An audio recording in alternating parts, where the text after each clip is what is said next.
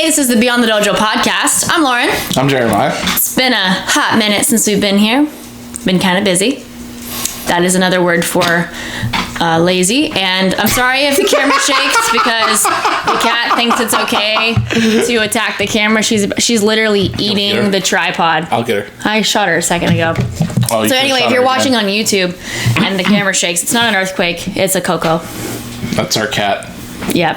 So she's something. But we got a new camera. That's the reason that it looks different. Yeah. And we're trying, better technology. So hopefully sound quality is still there. Yeah. Ooh. Probably just adjusted the camera angle. Anyhow, so it's been a couple of months. It has been. I'm sorry, guys. Yeah, that's not just his fault. I should probably check to make sure that the camera didn't just turn. Yeah. But anyhow. No, nothing but a professional Welcome to our professional podcast. So we did something pretty cool. If you guys listened to our episode with Guy Roder, he mentioned this really neat idea where he has his kids do Hollywood night, where they have to create their own cool fight scenes and stuff like that. So Jeremiah kind of took that idea and ran with it. And for 3 weeks before Halloween, we actually had our kids get into groups and start creating their own fight scenes. So they had dialogue and all kinds of cool stuff. Oh, yeah. And then a few days before Halloween, when they came to class, they were able to wear their costumes, I almost said uniforms, their costumes, and they acted out their fight scenes. How did that go, dear? I thought it went great. I mean, the kids really dug the idea and really got into it. Some of them were really realistic, and it was like, we have hope for the future. And then some were like, they were zombies. They just never died. They got cut 20 million times over and over again.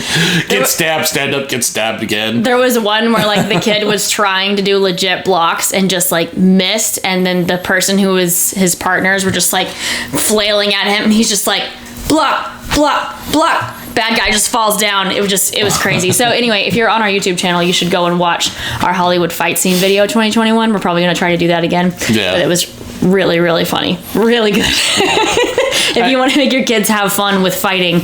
I mean, it was pretty violent, to be honest with you, but the parents thought it was great. Yeah. I mean, this is what the kids thought up, but we didn't tell them anything. We didn't try to direct them any at all.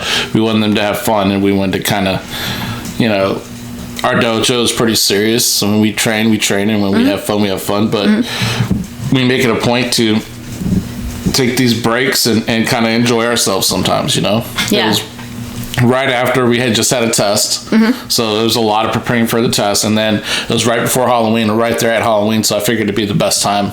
Actually, it was right before. Right before, test. the day before, right? No. It was a week and a half before our next test.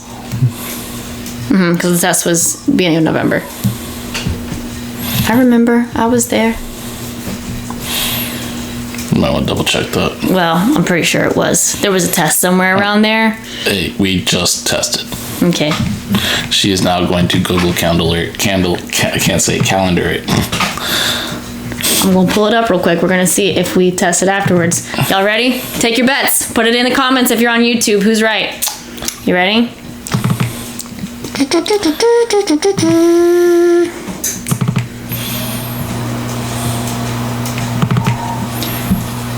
Bam! First week of November. And we did it right before. Oh. If you bet on me, you were correct. I'm the dates person. Sorry, dear.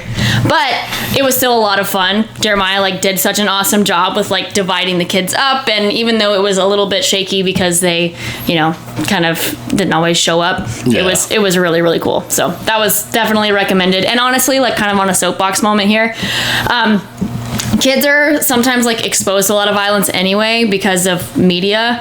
So if you teach them how to handle it in a controlled manner, I feel that's what karate does anyway, but kids karate doesn't always go that direction. It usually veers on the side of fitness, and which I think is a good thing, but I think there's also an advantage to letting them see how you would deal with this realistically and that kind of thing. Right. I agree with you. I mean, there has to be a essence of realism sometimes, even tournament or sport karate, it's you're so abstract from actually, when you spar someone, it's not really fighting, it's like tag. Right. And that kind of, just distorts the picture a little bit. So just to be honest with your kids and not overexpose them, but, sometimes just be like, hey, this is what happens. Well, I mean, the stabbing with the sword was next level, but the rest of it was pretty good, I guess.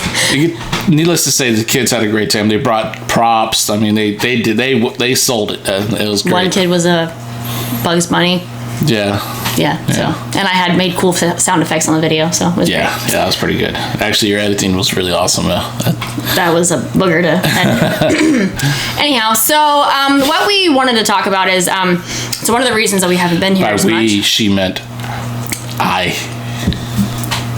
Yes, me. I started an internship with a company a while ago, and now I kind of work for them. And I have right now one of my jobs is to kind of go through research and do write-ups. And the first write-up that I did was actually on static stretching. And since that's super relevant to the karate community, indeed, we're going to talk about it. Even though we did actually have an episode, I believe, where we talked about like recovery modalities and stuff like that. Right. This is going to be a little bit more in depth of this specific one. So are we looking at stretching in a sense of flexibility, increasing flexibility, or are we taking it as like Well, it's part of the workout kind of thing. So we're going to look at it from a few different perspectives, but the perspective we're not going to look at is the actual like mechanistic nature of it. So like what is actually happening when stretching, because of the nature of the write-up that I did, even though all the papers talked a little bit about what is happening when stretching occurs, they didn't really come to anything conclusive. Like one of the theories with stretching is that you're actually elongating the sarcomeres whenever you're stretching. So a sarcomere is like where muscle fibers kind of overlap. And then if you're contracting a muscle, they actually kind of walk over each other and move in. If you are stretching, they actually move away from each other. You can't actively like make this happen with a muscle. Please stop. You're very distracting. You can't actively make muscle fibers like unoverlap themselves unless you use opposing muscles to make that happen, or unless you use passive means to make that happen, which would be like stretching in this case. So this doesn't actually happen. It only contraction happens. So one of the papers that I was reading said that sarcomere idea might not actually be as applicable. Like that's not necessarily why static stretching is not always recommended. So we're going to talk about that a little bit here. I wanted to kind of give a general overview, but as I read back through this write-up, literally like every single paragraph was relevant because there were like 10 papers that I went through. So, we're not going to get into all the sciencey stuff, but we'll kind of start it off. So static stretching in general, like just to kind of give you an overview, is when you are passively taking a joint to its end range of motion, or to as far as the connective tissue allows it to go. So as far as the muscle belly and the tendon and ligaments and all that stuff will actually allow you to go, or based on the structure of the joint. That's super important to note because we'll talk about this some more. Some people try to stretch and get into positions that literally their skeleton will not do. That's the reason that you'll see differences across like different ethnicities, and then also people within the same technically ethnic background but different parts of the world. They'll have different structures to their hips, to their shoulders, things like that. Some people will have more mobile spines, other people will not. So that's why you'll start to see some of those differences as far as your actual skeleton goes. And then that's not even to get into the differences in where your muscle belly attachment, your muscle ending attachments are and all that kind of stuff. So that all makes a difference as far as how much range of motion you're going to get anyway. And then, adding stretching on top of that, that's another kind of confounding factor. So, the idea with a stretch is that you are actually stretching until you feel a stretch sensation. I had never thought of this before, but you know how like with exercise, essentially you're either working out like moderately or like really lightly or like intensely.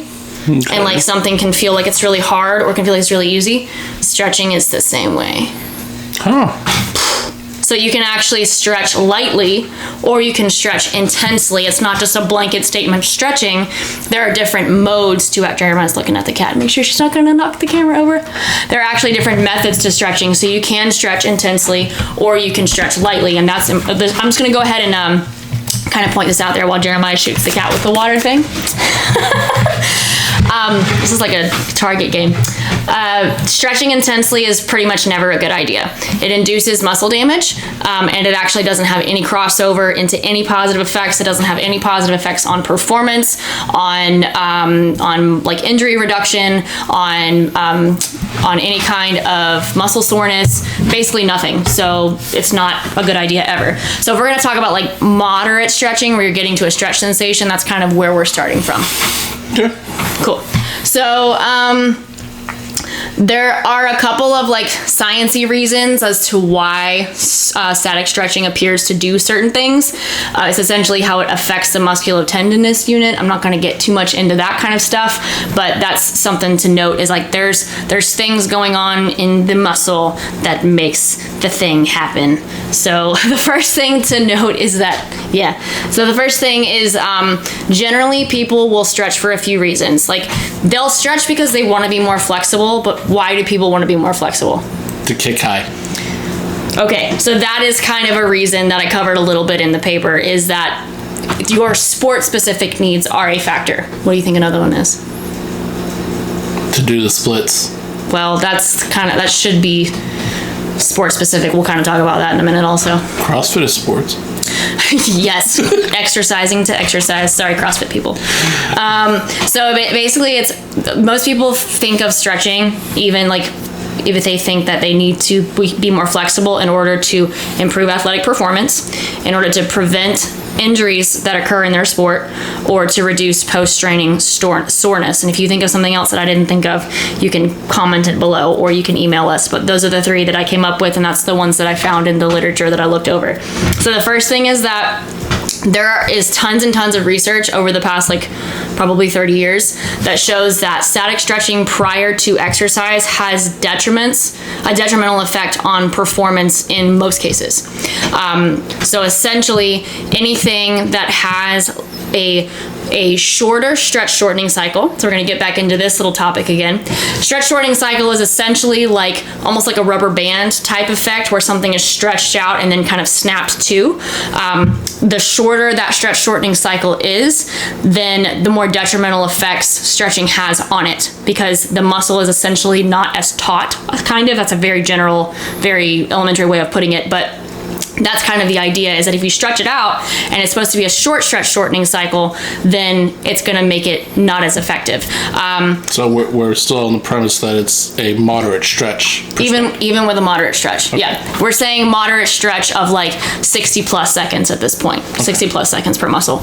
So I think we've talked about this before too. Like basketball athletes, for example, they generally have really tight hamstrings, and the signs of a not so good strength and conditioning coach or other practitioner, physical therapist or whatever, is someone who tells basketball players they should stretch their hamstrings. They really shouldn't, because it has more positive impact on their basketball performance if they have tighter hamstrings. Like I said, it's like a tight rubber band. If you have a tight rubber band that's fairly tight, it actually has a more elastic spring to it, so it's actually able to work more readily. If it's more stretched out, it's kind of flaccid. I don't know how else to put it, but it's just not gonna be able to contract as readily. So it's still not necessarily the sarcomere idea I mentioned, I don't think, but that is similar to the concept. Is essentially the excitability of the muscle to be able to contract. So you got to think about that in karate terms as well. Not all of our movements are large. Even though we're doing a lot of dynamic karate, we're doing some shorter movements as well, and a lot of times, even though we're practicing full ranges of motion on a lot of techniques, if we were actually applying them, they would be short range techniques. Yeah, so, there's kind of a double-edged sword there. I think another benefit to stretching is making human movement easy. Right. So there's less resistance, there's full range of motion. I mean, that's the only reason why I want to do stretching in karate, is to improve the technique, improve the ability to do it. Right. So that's one of the ideas as well, is that, you know, if you are stretching for a specific purpose, like in order to get in a specific position, that's kind of different. So like one of the things that I used in my write-up was if you're a hockey goalie, I don't watch hockey, but hockey goalies apparently have to like stand in like a straddled position. If they can't actually get in that position, then yeah, they would have to be able to stretch to be able to hold that static shape. If it's a static position, then yeah, you definitely have to stretch that out. If you're talking about like a lot of our stances, you know, you're statically holding your feet in a dorsiflex state because your feet are on the ground and you're in a deep stance, you do have to stretch your ankles.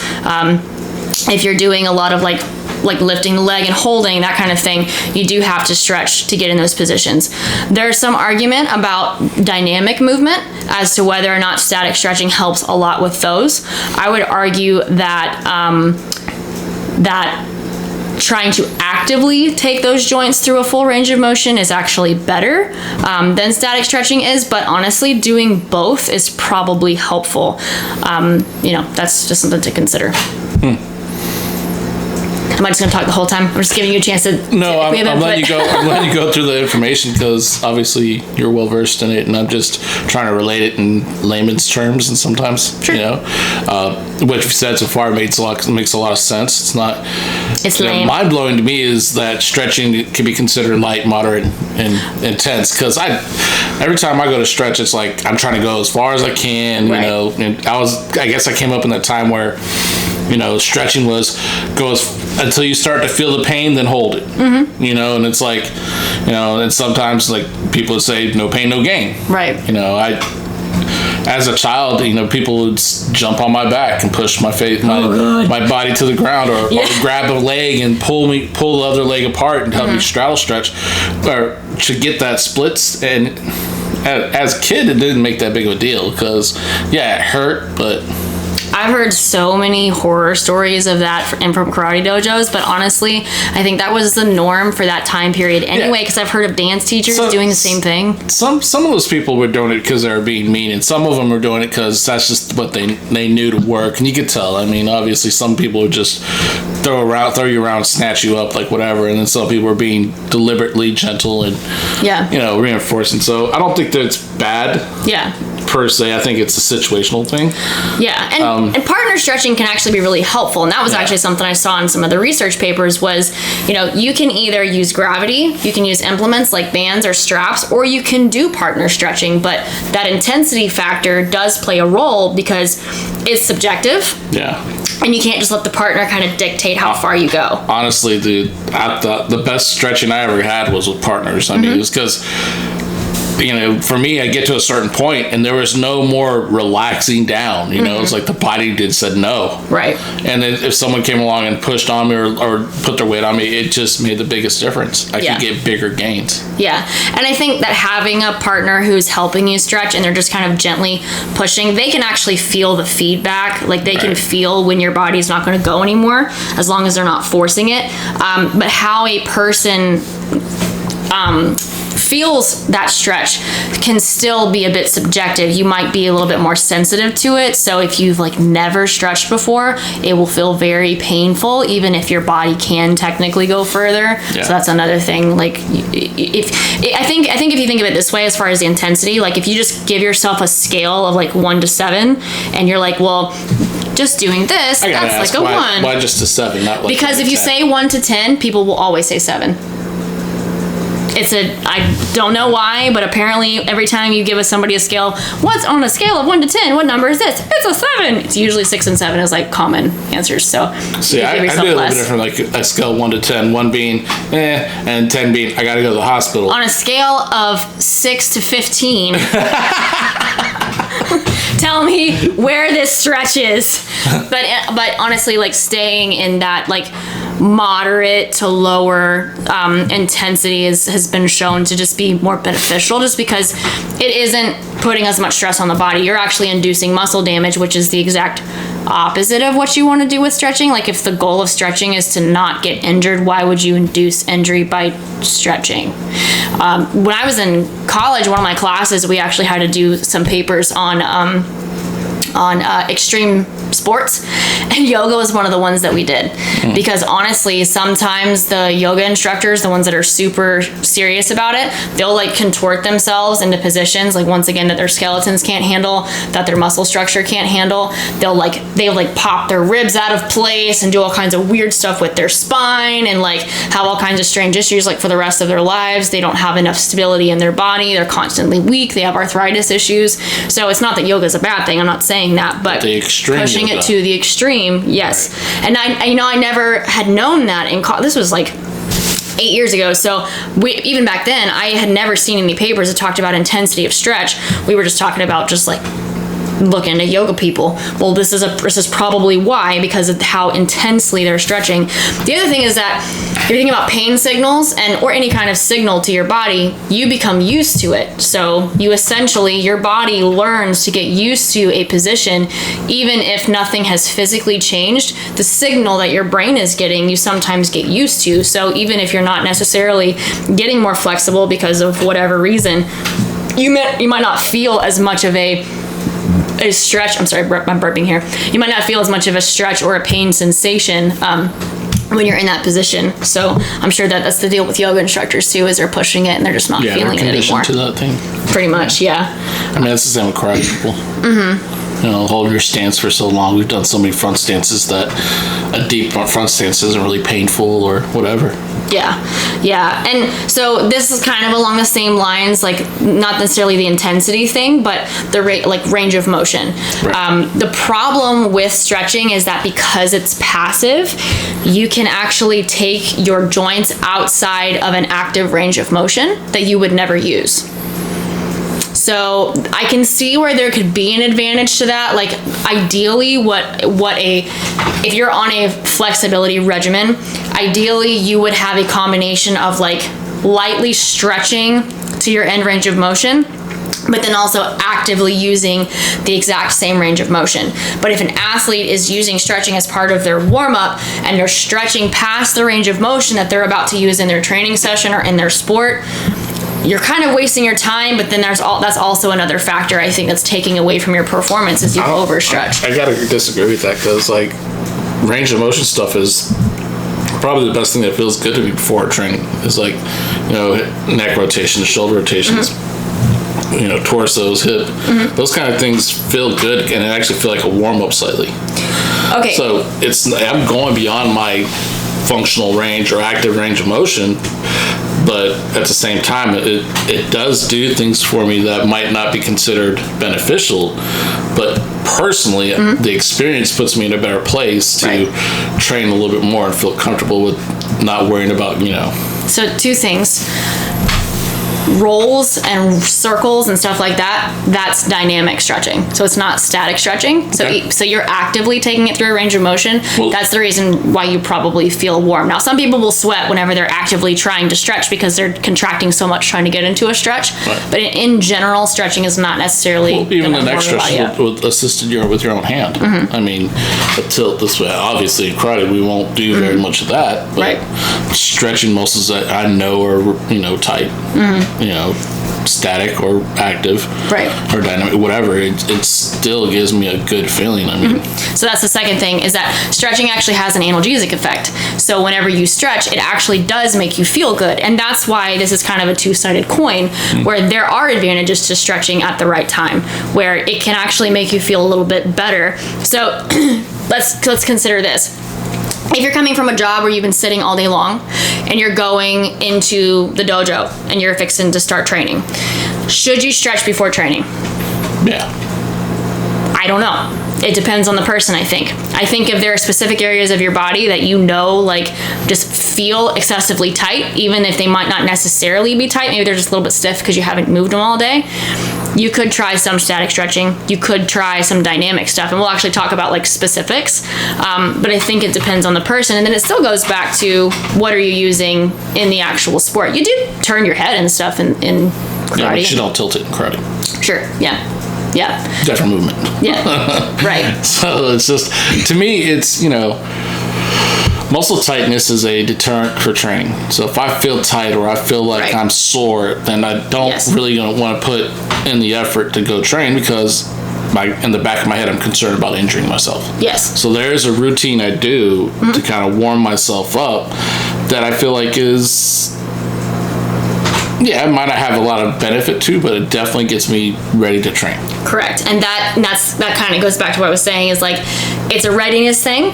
It's kind of a mental thing. It might be physically preparing you to a point, but if you actually looked at how you perform, maybe not stretching versus stretching, the difference there might actually be in the mental preparation and not as so much in the actual physical, like static stretching preparation. It could be that if you had equivalent like mental preparation periods, but one of them was more dynamic and one was just solely static stretching, I bet you that you would see better performance on the dynamic stuff because you still have that mental preparation. So we keep on referring to it as like improving performance and a performance perspective. I don't know if a lot of people look at stretching as a performance enhancing thing. I don't think they do anymore. I think that they used to a lot, but I think in the past 25, 30 years, I think people have not really looked at it. And that's been a major factor with stretching, is like, it doesn't necessarily improve your performance unless, which I didn't talk about earlier, unless you have a sport where you have longer stretch shortening cycles, like endurance running, where it's a long stretch and then that kind of thing. But outside of that, right, it doesn't really, I don't think most people would think that now either, but it is something that pops up in the research, so we just kind of talked about it. But people do think that it prevents injury, and they do think that it affects soreness. I think I would tend to agree with them. That they think that, or that they're right, that it does? That I agree with their opinion. That it prevents injury? That it helps prevent injuries, and I agree with what they're saying. So that's another one of those where it's a little bit ambiguous, because if you look like kind of in a vacuum, actually stretching a specific joint, like static stretching, 60 plus seconds prior to exercise, it doesn't prevent injuries in that joint. But if you're able to get into ranges of motion that are necessary for your sport because of outside of your training time, outside of your warm-up time, you have been actively working on range of motion stuff, you have been actively stretching, that's different. So like, it can in the large scale, but it doesn't prevent injury on a small scale. Yeah, but we're not looking about absolute prevention, we're looking about reduce Yeah, you're risk. you're not going to be able to, You're not going to reduce risk? On an absolute scale, every sport has injury risks, so the effect from what the research says is minimal. I could agree with the prevention, not preventing, but I guess my story keeps on changing. This is what this is saying is that the amount of research that shows that actually stretching specific areas of the body prevents injuries in those specific areas, there's limited research to actually prove that. Yeah, but when it comes to research, using the word prevent is different than reduce risk. I think they don't have enough research to show that either. Okay, but doesn't eliminate the possibility. Of what? Preventing an injury? Reduce risk. Because preventing an injury is absolutely... I would think so. I would think so. Yeah, I see what you're saying. I think, that it probably would. There's like there are different categories to me, right? Yeah, I can see that a little bit as well. Right. But I think the timing of it still kind of goes back to the intensity, duration, and timing of your stretching, which we'll talk about again in a second. Yeah. It does kind of go back to that. But I think that there might be a decrease in risk only because of like the overall ability of your body to be more athletic, rather than I stretched this ankle, so this ankle is safe. Yeah, that's ridiculous. Yeah, okay, that's kind of what I'm getting at. It's like the super specific scenario, not necessarily. Yeah. You're actually better off to work on dynamic stretching, dynamic ranges of motion, and strength through that range of motion and being able to control a joint than you are passively moving a joint. That's the difference. Is like a lot of injuries happen because you're not able to control the eccentric of a movement. So the eccentric portion, we talked about the overlap of the muscle fibers earlier. The eccentric portion of a movement is where the muscle fibers are unoverlapping. So eccentric, basically stretching the muscle. Well, but actively. So it's because the agonist is working, not because somebody's pulling you. Right. Right, but it's a stretch. It's a stretching that happens. So like whenever you are sprinting and you're slowing down from sprinting, your hamstrings are eccentrically contracting. So as your legs are lengthening, your hamstrings are going, and they're like trying to put the brakes on, but they're like stretching out. And if you do not have strong eccentric strength, which you can train, then you can get a hamstring injury. And there's a lot of other injuries that are the same. If you are stronger in the eccentric portion of the movement, then you'll actually be safer. So if you want to talk about injury prevention, that's the way to go. But that's to relate it back to karate. It's the groin pulls. That's basically what's happened when you pull your groin like that with side kicks. Like not being able to actively control the range of motion. The range of motion of the adductors. Yeah, adductors and other jugads. Yeah. So other gonads. Right. So in that case there where correct your technique so you don't put your body in such a bad situation where that's most important. Overstretch them. But what's the second thing you do to help with that? Straddle splits. Okay, so if we're going to talk about priority of injury prevention, is that what you mean? Yeah, well, I'm not saying priority, just what are the other things we could do within stretching to help that? Only stretching or in general to prevent that? I'm sorry, what did you say? Do you are you saying in general or only when it comes to stretching? Only when it comes to stretching. Okay. Besides, the number one factor is correct technique.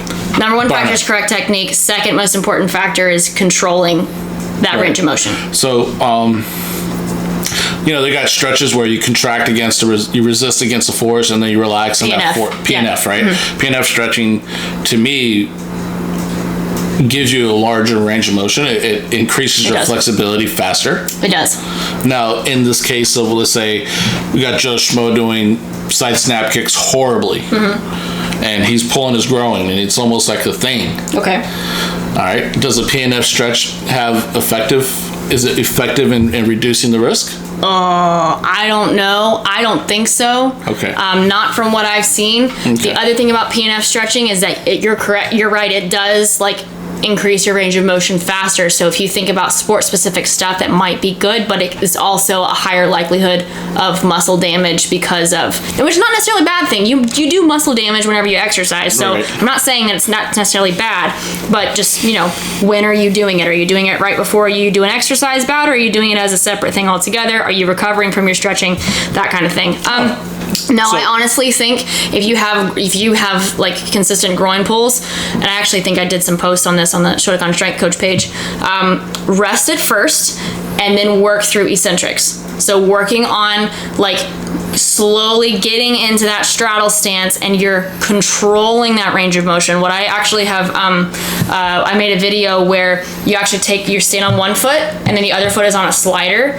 This is dangerous at first if you're not super strong, so maybe starting on a towel would be good, and then slowly sending that leg out and doing a lateral, a squat on one leg, or going into an actual straddle is probably more advanced version.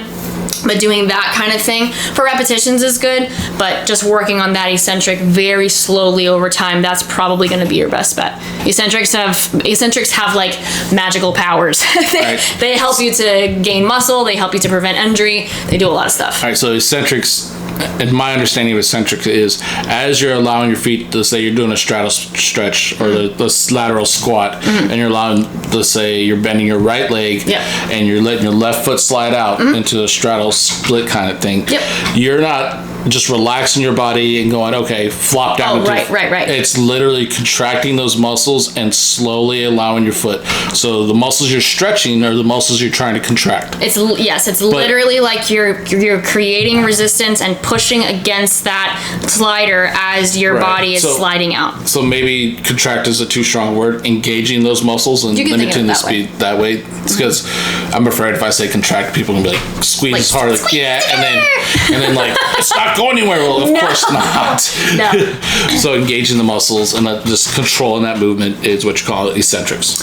Right. Yes. So a simple way of looking at it is if you're doing biceps curls, the concentric is whenever you're curling the weight up. The eccentric is when you're lowering down, and even though the weight is the same on both, you're still creating a pressure against the dumbbell to slow the lowering. You're basically fighting gravity. You're not just like lifting the dumbbell and then just letting it drop down. So in bro language, the negatives. The negatives, yeah. The negatives. Okay. Negatives. Okay, so here's the other big factor with stretching. Oh my God, I hear this so much, and I'm just like, stop saying this. Everyone thinks that if you stretch before or after or whenever you train, that it stops you from being sore. No, it doesn't. If anything, if you stretch hard enough, it will actually make you sore. You can see that from people who go to really intense yoga classes, how they're sore the next day. How are they sore? They were stretching. It's because they're inducing muscle damage. So no, it doesn't stop you from being sore. Actually, very little stops you from being sore. Very little can prevent you from being sore other than continuing to train and being used to a training stimulus.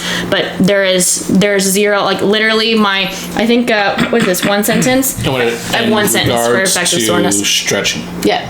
Yeah. Yeah. Oh, lots of other modalities too, but when it comes to stretching, no effect on soreness. I have not seen any research that says that stretching will stop you from being sore.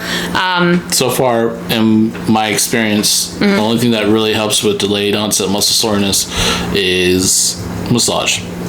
Yeah, they're the two things that I actually literally found a paper on these two exact things today. I almost took a picture of it and said, it's me and Jeremiah going head to head. It talks about doing massage post-stretching, post-training, or doing light exercise post-training.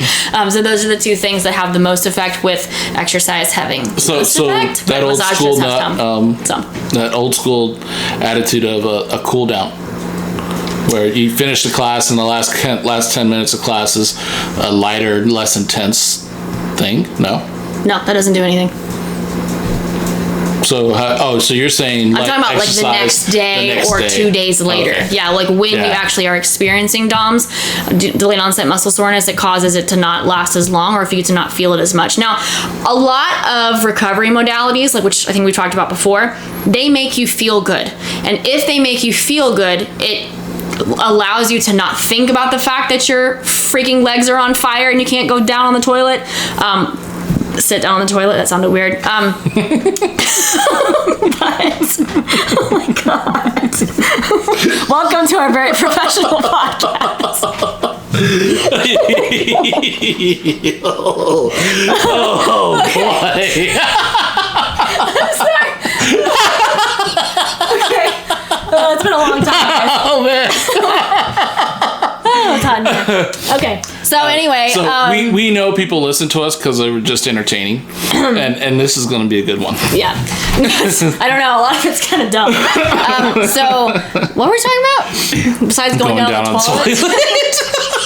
toilet. Basically, if a recovery modality makes you feel better, then it actually makes you more likely to be able to train again. I actually just did another write-up on cryotherapy and like cold water immersion, which also doesn't do anything. Alright, stay focused. Oh, I know, but what I'm saying is that they found with that as well, that if it makes the athlete feel better and makes them feel like they can train, then sometimes that analgesic effect, that mental thing, can actually make a huge difference as far as the training goes as well. Now, sometimes that can trick you, because if your body's not actually recovered, like I can take caffeine and feel freaking amazing, but that doesn't mean my body's actually recovered. It means I'm running myself into the ground. No. So, there's once again, two-sided coin to consider there. Yeah, but both those seem to have the same thing in relationship, and that's encouraging blood flow through the muscles that are sore. Increasing blood flow. So for massage, it's a manual pump, right? And for exercise, it is literally using those muscles again to kind of reactivate them and get them going, and having more of a histamine. Not histamine, but well, kind of, yeah. Kind of, sort of. But it's more of like a blood pump. Yeah, basically. I mean, yeah, and I'm not. I think just that is good. That blood flow helps, not because there is lactic acid built up in your muscles, because that is shuttled out almost immediately post training. Right. That's a very long time debunked fallacy. There's lots of other things going on there. So, it's not usually good blood flow usually it does help a little bit. Yeah. I mean, also if you think about like if you feel warm, usually you feel better than when you feel cold. So that's kind of the idea too, is that the movement actually and the increased heat actually helps you to feel better. Okay, so just kind of wrapping it up as far as the takeaways. The first is karate does need some static stretching. It does. I think if you are super, super immobile, like maybe new to karate, or you just have an area of your body that you know really is just not going to get into the proper range of motion whenever you're training, then you could start off with like a heart rate elevating type actual warm up. The key word here being warm, trying to actually elevate body temperature, get the blood flowing. Cardio type stuff, running in place, jumping jacks, whatever, all of that kind of stuff is helpful first. And then after that, maybe doing like a more dynamic stretching type routine where you're actively taking things through a range of motion to see if that does it first. And then if you have joints that will not budge or they're absolutely necessary for your sport, then and only then would I get into any stretching. But all the research shows that if you spend 45 to 60 plus seconds or more in a stretch position, the effects on performance are pretty bad. So you would be better off to do less than 45 seconds per stretch prior to training. The reason is because stretches are actually more effective when they're longer, when they're held longer. So you would need to hold more than 60 seconds in order to actually have lasting effects of that stretch. But sometimes those stretches have negative effects on performance. So if you have to do some static stretching before training, that's what I would recommend, is 45 seconds or fewer. But honestly, it's probably better to do it as a separate practice entirely or post training, since you're already warmed up. Keep in mind though, the goal of that is increasing range of motion. It's not necessarily having improvements on performance besides range of motion.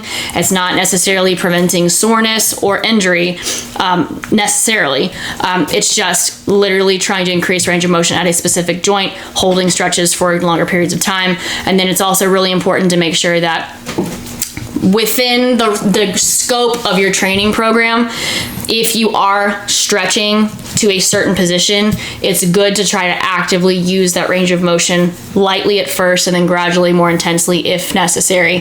That way you can maintain that range of motion rather than just being able to passively move there but not actively. There are yoga people who can passively get into squats and not squats but splits and straddles and all that kind of stuff, but if you ask them to like actively get there, they might not be able to. And I'm not saying that for everybody, because a lot of yoga is pretty active, but a lot of stretchy people, they're not actually able to control a lot of strength through that range of motion. If you put a barbell on their back, they would probably fall apart. So that's important to keep in mind. Here's the other thing too, is there was some more research that was saying that how close to the beginning of your actual event matters too. So if you're stretching prior to 10 minutes prior to your training, it actually doesn't have as much of an effect. 10 minutes or more prior. 10 minutes. 10 minutes or more before the training session? It doesn't have as much of an effect.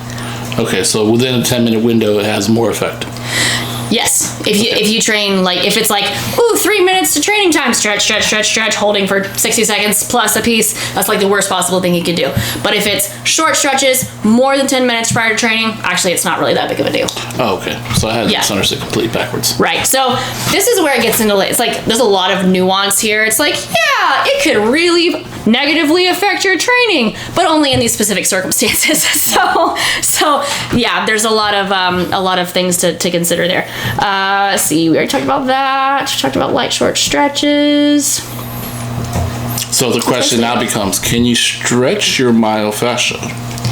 Well, you are technically stretching your fascia whenever you are stretching, because you're stretching the musculotendinous unit. So it's all one connected piece. When you're the like sheathing of your muscle down into the tendon, it's all one thing. So when you stretch it, yes, you're stretching your fascia. Oh. But that's one of the reasons why it has a negative effect on athletic performance. Right, because it needs to because be you need, yes, that's the same thing we're talking about with the basketball players with the tight hamstrings. When someone says muscle this, that, and the other, it's not like synonymous with fascia, but the fascia is over the muscle, so it kind of is. So yeah, it all kind of is in the same boat. So there's that. Okay. We'll talk about that one eventually soon. It's on our list. Okay, any other thoughts on that? Just the fact that it's backwards what I understand stretching to be proper.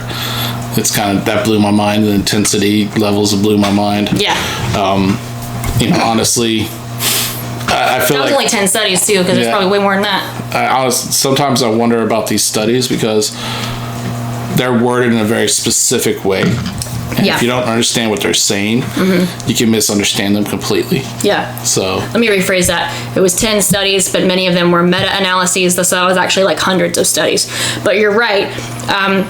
Not only how they word things, but also the specific scenario that they tested. Right. Because they actually made the point that when you're in the lab, when and how long you stretch is not necessarily mirroring how you would stretch right before an athletic event. Right. So you would likely, like for me, whenever I ran hurdles in high school, you would warm up and stretch and all of that stuff, usually more than 10 minutes before you actually ran.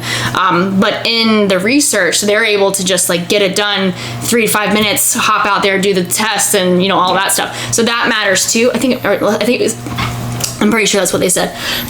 But that kind of stuff matters. So the timing of things makes a difference in research. Yeah. What kind of things they have access to. Sometimes in research, they have to try to get rid of confounding. The cat is messing with me here. They have to get rid of confounding factors. So a lot of times when researchers are studying like effects of a training modality, they're studying something very specific, like a specific type of strength, like that they test, or a specific joint. Right. So you'll see lots of studies that are done on elbow flexors, biceps, and knee extensors, quadriceps, or knee flexors, which is hamstrings.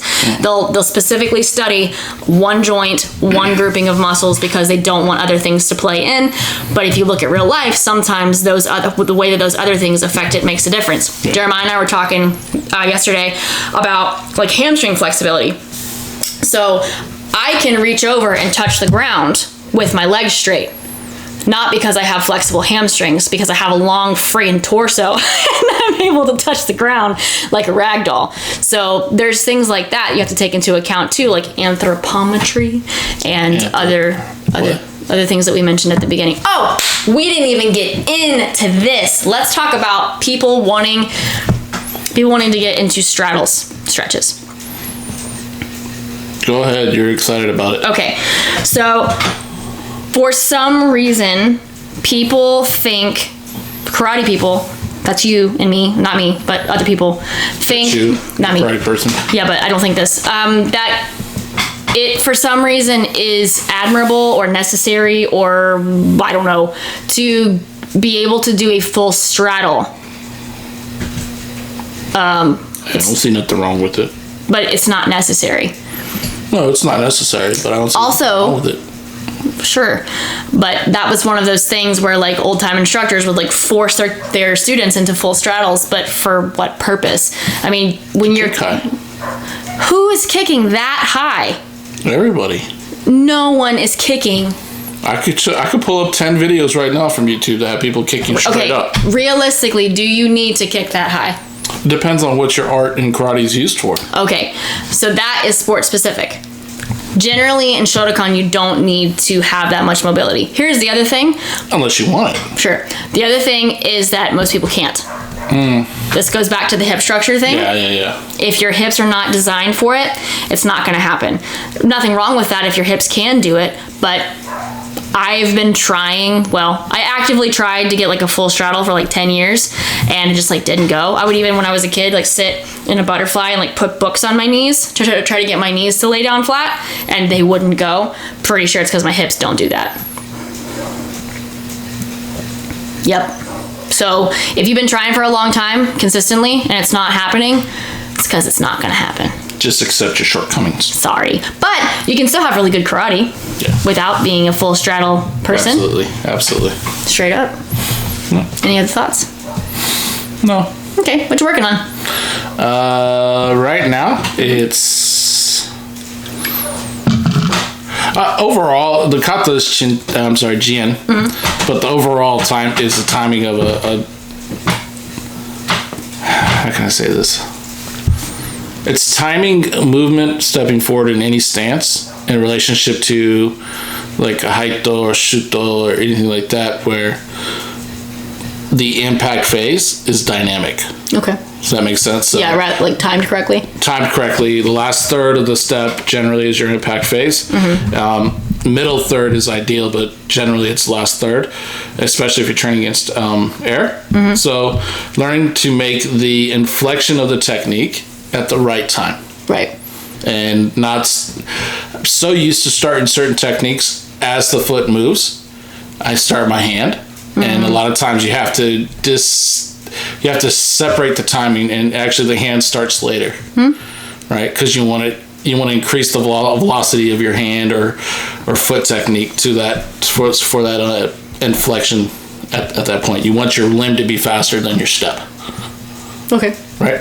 So that's what I've been working on in GN. It's the Jodan Teisho or Jodan Shutos. So I just realized I've had the gain up pretty high this whole time. Sorry if your ears are dead. Whoops. Sorry. What you working on?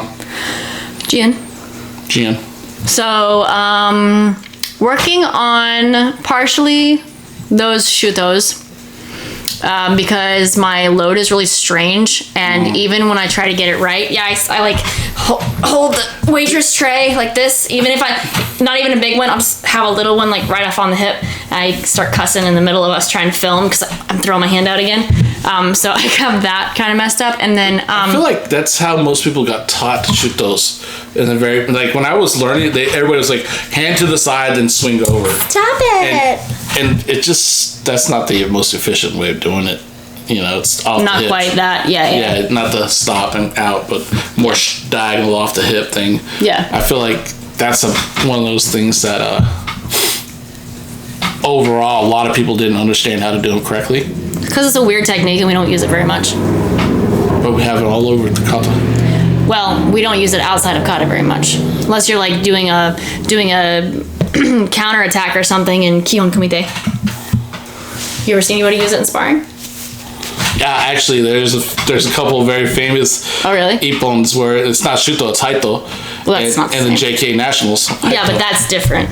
But it's still the same concept. The trajectory is curved. Yeah, but the angle of the elbow is totally different. It's still the same concept, though. I don't think if we were to group that technique, I think it's faster. If we were to group those techniques, they would generally be grouped together. I don't know. I feel like haito is like feels more like a punch, so it's quicker and easier to throw versus shuto. You have to. No, you don't have to. You have to do something. You don't have to. You don't have to. You can turn the palm over at the end. That's basically what the difference is. Anyhow, the other thing that I'm working on. Well, look, I just think it's a weird technique. I'm still working on it. Aren't you working on it too? Yeah, I'm still working on it. Okay. But I look at it for what it is. Sure. What it is. What it is. What it is.